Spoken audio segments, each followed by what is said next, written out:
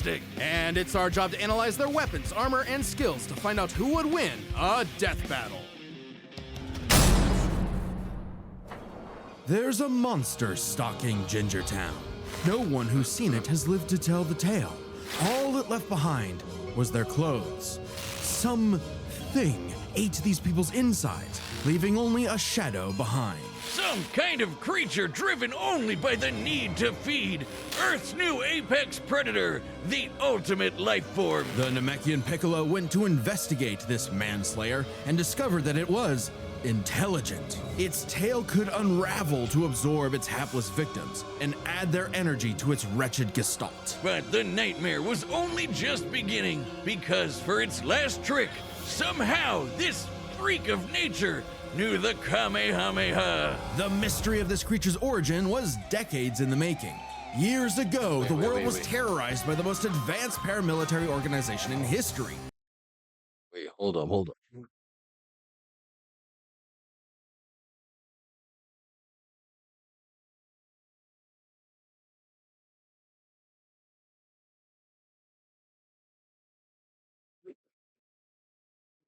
Sorry about that. I had to charge my phone real quick. The Red Ribbon Army. Until they got rocked by this little kung fu gremlin, Son Goku. But Red Ribbon's dream of revenge lived on within their head scientist, Dr. Giro. Hiding away in his spooky cave laboratory, Giro would go to work studying the Z fighters from afar, learning everything there was to know about them. And building a series of androids that would destroy his spiky-haired nemesis once and for all. He made a ton of them. Infinite energy androids, key-absorbing androids, trucker head androids, and even, ginger androids. However, none of Giro's creations were capable of matching that drive to improve that Goku and his fellow martial artists possessed. Luckily, he had one more android left. A cute little booger so complex he'd take years after Giro's death to complete. Its name was Cell. Born from a single cell, get it? This android possessed the genetic information of all the greatest warriors that had battled on Earth, and, when fully evolved, would become unstoppable. And with their DNA, Cell absorbed all their powers and techniques too. Common among all of them is the power to manipulate ki, or the energy that exists in all living things, and weaponize it to fire energy blasts, fly at faster than light speeds, move things with telekinesis, and create force fields. From the humans, Krillin and Tien, Cell knows the multiform technique, Destructo Disc, and the Tri-Beam, his extra special favorite. Oh, weird, I'm not seeing Chaozu on this list. Sorry, bud. Is Chaozu human? Oh. Okay. Cell can fire the Death Beam, as well he's as not breathe in human. and travel through the vacuum of space with the alien genes of Frieza and his father. And because he's got Piccolo's DNA, Cell can regenerate humongous damage to his body at the cost of some ki. Cell has survived having half his body vaporized multiple times, and cannot be destroyed unless the small cluster of cells at the core of his being is eradicated. Should that little bugger survive, Cell will always return, even stronger than before because of the Saiyan DNA he got from Goku and Vegeta. Definitely the cream of the genetic crop. Sure, he can perfectly replicate attacks like the Gallic Gun, Spirit Bomb, and of course Kamehameha, as well as teleport by locking onto a living being's key signature. But the best part of being a Saiyan is how much crazy stronger they get every time they almost die. They can even evolve to become orders of magnitude stronger in the midst of battle. Combine that with Cell's healing factor, and he is effectively the ultimate warrior. Like a perpetual shonen motion machine. Driven by a biological imperative, Cell wanted nothing more than to devour Giro's previous androids, 17 and 18, believing it would make him perfect. Only one problem. The Cell we know was born in the future, and both 17 and 18 had been destroyed. So he murdered Trunks and went back in time. Not our Trunks, future Trunks. Well, not future Trunks, but another future Trunks. It's very complicated. There's like 5 timelines. As Cell defeated and absorbed the androids, he evolved, not only getting stronger, but changing his personality and developing a lust for battle. He became less creepy bug serial killer and more, well, Saiyan. After exploiting that very Saiyan arrogance and warrior's pride, Cell finally became perfect. And easily dominated Trunks and Vegeta, the latter of whom had decades of battle experience under his belt. Perfect Cell's power was off the charts. He could threaten the whole Earth just by powering up. With a full power Kamehameha, he was even capable of destroying our entire solar system. While the vast majority of our that's solar Cell for you. system's mass is located in the sun, this still means that Cell's Ki wave would have to reach 2.8 billion miles to eradicate every planet. But Wiz, maybe he was just exaggerating. Not likely. Cell's claim has been backed up in multiple guidebooks and even demonstrated outright in the video games. Cell's even stronger in the anime adaptation, considering the time Frieza blew up Namek. In the anime, the explosion was literally hundreds of light years wide and lit up the friggin' galaxy. And Cell was far stronger than Frieza was at that point in time. Hell, the Namekians could sense him all the way from a different galaxy and thought he might be a threat to the whole universe. He's also incredibly fast, capable of blitzing even the strongest Z fighters at the time. Goku flew from Grand Kai's planet of heaven all the way to hell, hundreds of billions of light years in half a minute. And that was in his base form. Yeah, that's cool, but how about the power to squeeze Mini Cell Juniors out of your butt? What? Never heard of that key technique? Call it the Kegel. Perfect Cell was entirely without peer and, no longer wedded to Giro's petty grudge, decided to prove it with a tournament. The Cell Games! And if Goku couldn't even beat him, what hope did anyone else have? Vegeta couldn't even handle a Cell Jr. Their last hope was Goku's own son, Gohan. After Cell arrogantly let him power up, Gohan unleashed his rage, pushed the bug monster to his absolute limits, and beat him. Wow, Cell, you really are related to Vegeta, aren't you? In truth, Cell was a victim of his own success. The same Saiyan genes that made him all-powerful also sowed the seeds of his defeat. He got so mad he even blew himself up. Maybe he does have some Chaozu in him after all. Even that wasn't enough to totally put him down, and he came back with the same Super Saiyan power-up that Gohan had just unlocked. Super perfect Cell! Now with more lightning, in a battle for the ages, Cell put the entire weight of his biological programming against one lone Saiyan and went the distance. But in the end, it still wasn't enough. No matter how brilliantly Dr. Gero copied the Z Fighters, he still couldn't quite figure out their knack for going beyond. What can be destroyed can always be rebuilt. All it takes to recreate the most fearsome warrior in the universe Cell. is one single cell. Exactly. Hey, real quick, did you know Death Metal launched our own tabletop gaming channel? It's called The Nightly Brew. We're doing Dungeons and Dragons, Blood on the Clock Tower, and a bunch of other stuff. I'd love if you could check it out. We just finished our campaign through the old school Tomb of Horrors, the most infamous dungeon in D&D history. Here's a clip. You quadruple in size and bump into multiple without touching. Right. Guys, it's the hard. With all of my being. Convenient. Time and again, the world and its cuddly forest critters were threatened by the evil and oval Dr. Ivo Eggman Robotnik. And time and again, that same world and those same critters were saved by Sonic the Hedgehog. No matter how many robotic badniks the good doctor threw at his blue spiky nemesis, his schemes were always 6 spin jumps to the glowing weak spot away from getting cracked and scrambled. But it wouldn't be over easy for Eggman. If he couldn't defeat the Blue Blur, he would make his own, Metal Sonic. Well, 0 points on creativity for that name, but god damn, he does look metal as hell. They say imitation is the sincerest form of flattery, so Eggman built Metal with more than enough blast processing to match his prototype. Metal can zoom around at massively hypersonic speeds, fast enough to fly to nearby planets in seconds. He's tougher than Eggman's standard equipment, some of which can survive black holes. Metal can use all of Sonic's power-ups, and even replicate his classic spin dash and light speed attack. But he's got moves of his own. He can attack with energy blasts, fire a chest laser, surround himself in an electric aura, or an impenetrable force field. By overloading his circuitry with energy, Metal can activate V Maximum Overdrive, quadrupling his acceleration and obliterating anything in his path, at the risk of self-destructing. You'd think all that'd be enough to turn the rodent into roadkill, but it only took one showdown on Stardust Speedway to send Metal to the scrap heap. On paper, Metal should be able to outmatch Sonic in every way, and yet he doesn't. For some reason, Eggman wasn't able to capture that ineffable quality that makes Sonic the fastest thing alive. Metal's defeats at the hands of Sonic and his friends sharpened his AI into a seething hatred of his rival and a burning desire to prove himself superior. Yeah, well, when you're getting your supersized red ass handed to you by Charmy B, you know something's gone horribly wrong. Metal's defeats gave him an existential crisis. If he was created to surpass Sonic and couldn't even manage that, what was he? Why should he exist? Never one to admit defeat, Eggman took Metal back to the drawing board and birthed him anew.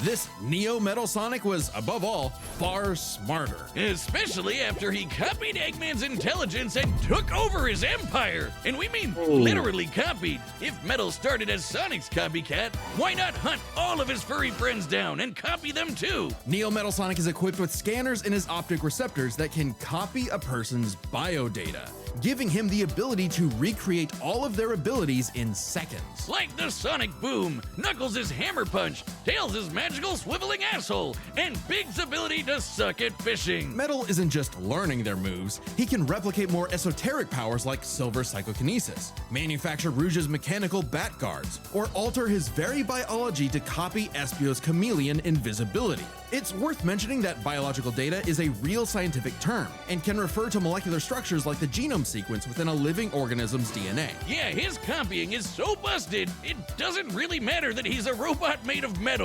If you can do it, so can he. Probably helps that he can shapeshift and regenerate his whole body from a puddle. Likely by copying one of the mightiest beings on the planet, the god of destruction, Chaos. Not the only chaos he's encountered. By scanning the ultimate life form, Shadow the Hedgehog, he gained his ability to manipulate some of the most powerful artifacts in the universe. You mean the Chaos Emeralds? Yes. The emeralds contain an infinite wellspring of mystical power and life energy. With them, Metal can perform Shadow's chaos control. He can teleport, warp, and distort space, boost his speed, and stop time. And with either the Chaos Emeralds or Master Emerald, he can transform into Super Neo Metal Sonic. Completely invulnerable and completely golden. Just had to be an end. God, I hate that. I hope one day I get rid of that.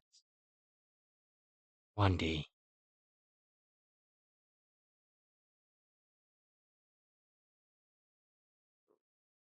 Continue. Super Neo Metal Sonic can move at faster than light speeds and has the power to move continents. The emeralds are inconceivably powerful. They've been used to fuel Eggman's Death Egg, which could obliterate star systems. On their own, they can even create and destroy whole universes. Other super characters like Sonic have battled and defeated beings like the Time Eater, who could destroy multiple dimensions and timelines in seconds. At their peak, 3 super hedgehogs have even fought Solaris, who nearly consumed Sonic's entire multiverse. So Super Neo Metal Sonic should be just as powerful as any of them, though he's gotta be quick because all that power only lasts a short time. The road to total domination was nearly at an end. After manipulating Sonic and friends and copying their abilities, Metal eventually combined their biodata with the mighty Egg Fleet and became Metal Overlord. Complete with missiles, giant crystal projectiles, and the strength to match 3 supersonic heroes all by himself, Overlord is all-time final boss material. And he knew it. His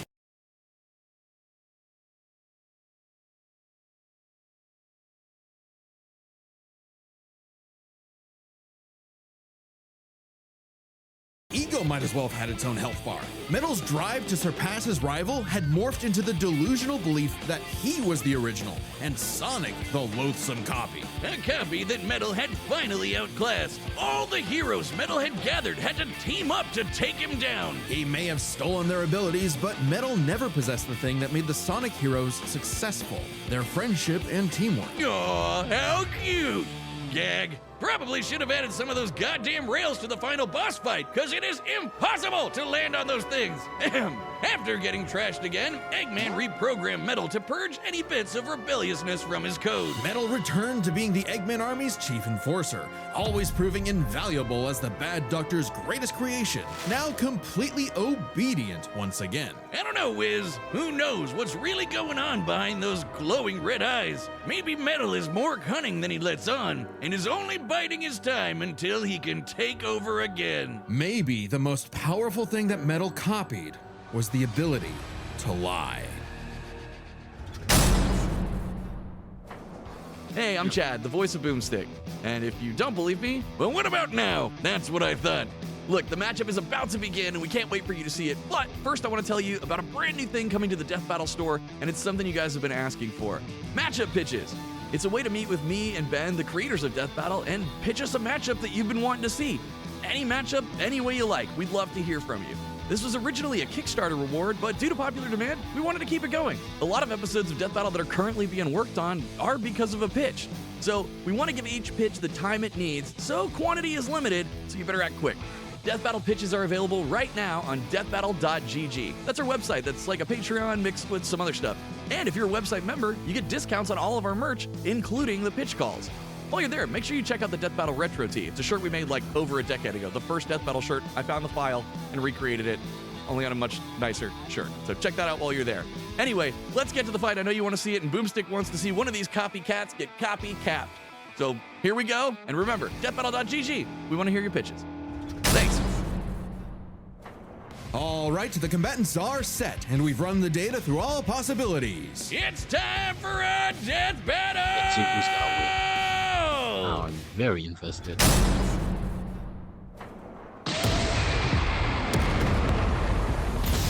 Salutations, Dr. Robotnik.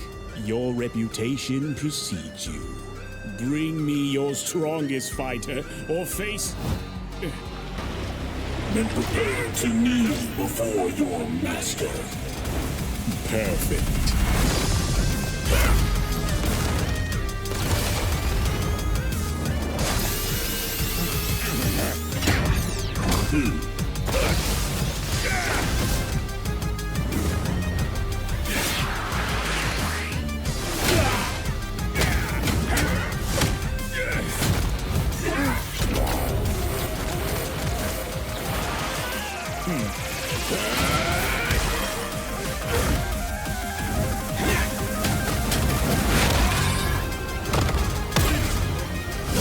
Tell me, does a machine like yourself ever experience fear? Not anymore!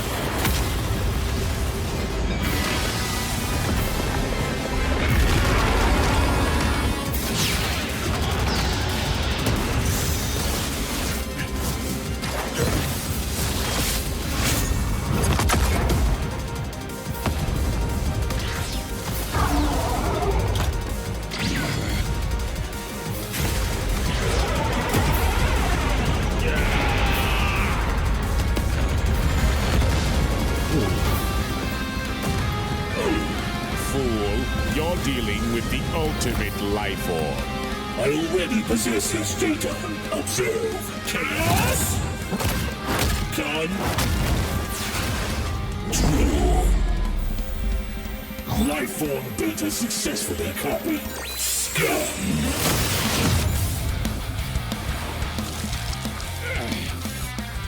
It'll take more than that to kill me, puppet!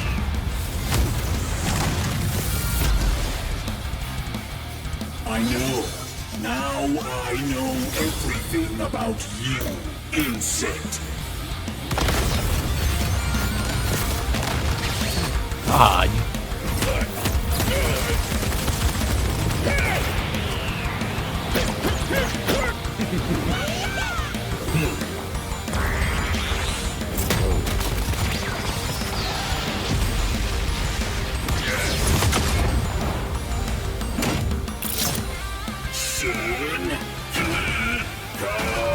Don't you dare.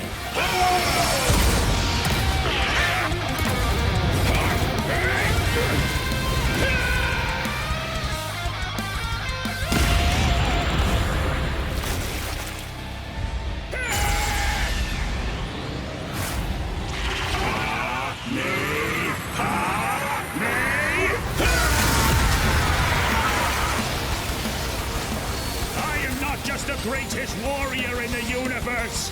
I am all of them!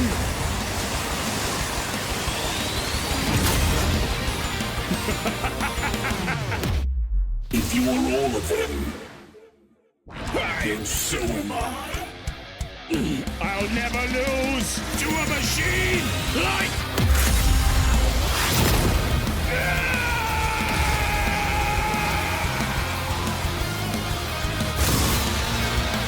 God.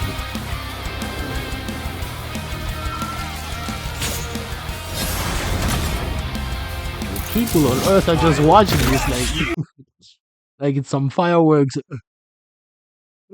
What's happening? What's happening? What's happening? Oh my God. Being a regular human sometimes, oh, it's exhausting.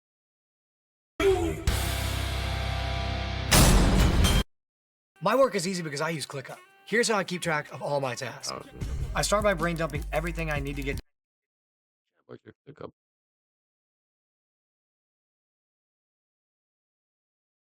Sometimes being human can be something else.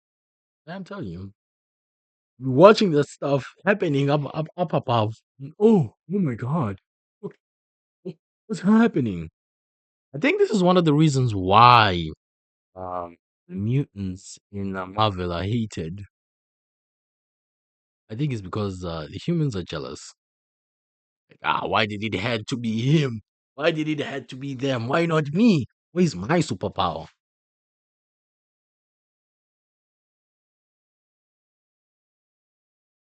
Oh. What the- Metal's got all the powers of the Chaos Emeralds and the Z Fighters?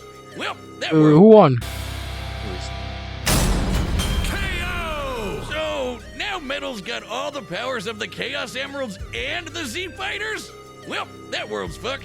Our bad. Cell may have been one of the greatest threats in Dragon Ball Z, but Eggman's greatest creation ultimately proved too much for him. Let's break this down into 4 categories: strength, speed, abilities, and adaptation. First up, who was the strongest? Well, it's no surprise that any version of Cell was gonna be way more powerful than base Metal or Neo. Even just using the manga, blowing up a solar system is far beyond the level of power output Metal can match. Without his stronger forms. With them, the power gap entirely reversed. Not only could Metal match Cell's solar system busting or scaling from Frieza, but he could surpass it with the universe-destroying power of the Emeralds. But hang on, Wiz. Those Namekians said that Cell was strong enough to threaten a universe on his own. They did, but they didn't specify how, and there's nothing suggesting he can destroy it in one go, especially since it's only brought up theoretically and without any time frame. Even being generous and assuming he could just blow it up, final bosses like Time Eater and Solaris can destroy the wider multiverse, and Super Neo Metal would scale to them. Metal Sonic takes the edge in strength. And with Sonic characters being known for their speed, you might think that was an easy win for Metal. At his max speed in his super form, he should be comparable to entities like the Time Eater, who in Shadow Generations can destroy entire universes in seconds. By using the radius of the observable universe, we can estimate the Time Eater's destructive wave traveled at about 180 quadrillion times faster than light. Jesus. Certainly impressive, but let's compare that to Goku's flight from Heaven to Hell shortly after the Cell games, which covered roughly a universe in distance at approximately 180 quadrillion times faster than light. Hey, just like Time Eater. The difference, though, was that Goku was in his base form, way slower than Super Saiyan 2 Gohan or Super Perfect Cell. Factoring in Super Saiyan multipliers, Super Perfect Cell can move upwards of 100 times faster than that, and so 100 times faster than Metal Sonic. Somehow, Cell takes the edge in speed. You know, the thing Metal was designed for. Wasn't expecting that. Let's see if any of their abilities could tip the scales. They shared many of the same powers, like telekinesis, force fields, and energy projectiles. Of note though, Cell's regeneration was clearly superior, able to fully heal from a single cluster of microscopic cells. On top of that, Cell's Saiyan genes would let him grow in power every time he almost died, and his Cell Juniors gave him the numbers advantage. And considering Super Neo Metal had a time limit, Cell would have a big advantage in a battle of attrition. But with Chaos Control, that became a lot tougher. Cell and his juniors had no way to deal with Metal boosting his speed or stopping time, something that countered Cell's speed advantage and left him open. And with Silver's psychokinesis, or the Emerald spatial distortion, Metal could seriously impair Cell's healing. So it helped that Cell could fall back on his martial arts abilities in a pinch. Despite effectively being a newborn, Cell's genetic instincts allowed him to best Earth's most skilled warriors back to back to back. Metal may have copied Eggman's brains, but he definitely isn't as good of a fighter. The Sonic heroes haven't trained like the Z fighters, and Metal's been beaten by all of them a bunch of times. So all that in mind, abilities is roughly a wash. Which leaves us with the one thing they're both known for: their capability to evolve and become more powerful in response to their opponents, aka their adaptation. And frankly, that's where this back and rather forth style. completely breaks. Because at the end of the day, Metal can copy Cell, but Cell can't absorb Metal. Cell's ability to physically absorb an opponent is primarily viable against foes he can match or overpower. Even if he took Metal by surprise, he can't absorb fully inorganic robots like Android 16. Cell was only able to absorb androids 17 and 18 because they were primarily organic. They're actually more like cyborgs and are only called androids in the English translation. Metal, on the other hand, can copy a target's biodata through only a few seconds of direct eyesight, something he could easily accomplish during a time stop. And using it on Cell means he wouldn't just get Cell's powers, but the powers of all of the Z Warriors too. Remember, Metal's copying applies to abilities that fundamentally affect his own biology, like Espio's invincibility or Chaos's liquid body. Nothing Cell has would be off limits, especially given all of Cell's powers were genetically encoded in the first place, quite literally biodata. Cell's Saiyan power-ups? Copied. Cell's regeneration? Copied. Cell's key techniques? Believe it or not, copied. Chaos Emeralds are described as being able to produce life energy, similar to Ki, so there's a precedent for him being able to replicate Cell's power set. And at this point, there's nothing stopping Metal from, say, stopping time and using a Kamehameha to vaporize him at a cellular level, just like Gohan did. Cell might be able to do anything the Z fighters know how to do, but that's not gonna help him, cause Metal can do anything Cell knows how to do. Strange, isn't it? Cell just doesn't have any options to retaliate that Metal wouldn't also possess, including any of his previous advantages. Metal's copy ability is just that overpowered. Oh, I guess now I get why they called it Sonic CD. And why's that? Cell died. Wiz, you get it?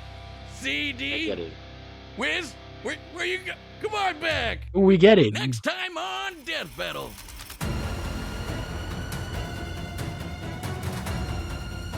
Who and who?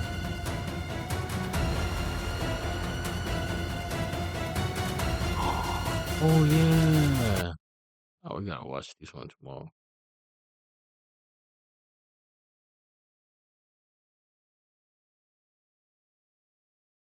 In my opinion, see, I'm gonna. I mean, that was great though. No, shoot. It was amazing. Oh, what the?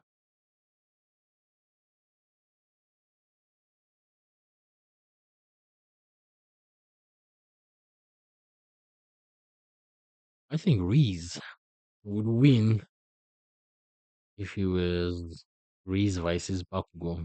Obviously, I want to see it. But the Cell versus Metal Sonic, that was unexpected. I really thought Cell was gonna win. But after seeing the evidence and things they say that they can do, I then changed my mind along the way. I was like, oh my god, this nigga has emerald stones. They can create life. Something that can create life is very powerful. Some god tier level. So I was like, yeah, you know what? There's no need for you to say much. We know who won, who's gonna win. So so I'll keep quiet and just sit down. It is everything. It's